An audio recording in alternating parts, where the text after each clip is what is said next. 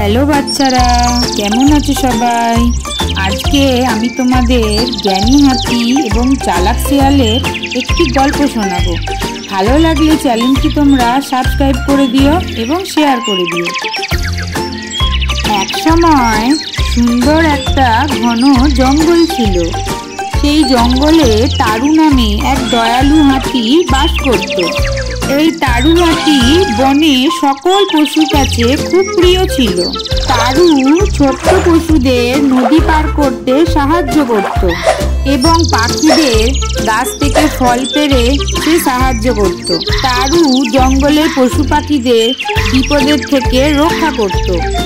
একদিন ভিকু নামে এক চালাক শিয়াল তাকে দেখে হিংসে করলো।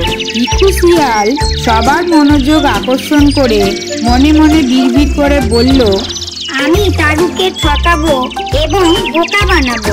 তাই ভিকু তারুর কাছে এসে বলল, মহান হাতি, আমি একটি জাদুকরী জলাশয়ে খোঁজ পেয়েছি।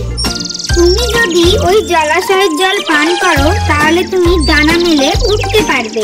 তারু হেসে বলল, ডানা? কিন্তু হাতিরা তো ওড়ে না। ভিকু জোর দিয়ে বলল, এসো এসো, আমার ওপর বিশ্বাস রাখো। তারু বুদ্ধিমান হওয়ায় বিনয়ের সাথে মাথা নাড়ল এবং তাকে অনুসরণ করলো আর একটি জাদুকরী জলাশয়ের কাছে এসে উপস্থিত হলো। ঠিক তখনই তারু গভীর গর্ত এবং লুকানো ফাঁদ দেখতে পেল। সে ভিক্ষুর দিকে তাকিয়ে বলল, এইটা একটি চতুর পরিকল্পনা, কিন্তু যথেষ্ট চতুর নয়। ভিকু তখন স্তব্ধ হয়ে গেল। তারু বলতে লাগলো, তুমি মিথ্যা দিয়ে অন্যদেরকে ঠকাতে পারো, কিন্তু সত্য সবসময় জ্ঞানের সঙ্গে চলে। সেই কথা শোনার পর শিয়াল লজ্জা পেয়ে মাথা নিচু করে ফেললো। তারু আস্তে আস্তে বলল, তোমার বুদ্ধিমত্তা ব্যবহার করো সাহায্য করার জন্য, কাউকে ক্ষতি করার জন্য নয়। তারপর থেকে ভিকু জঙ্গলের সবাইকে সাহায্য করত।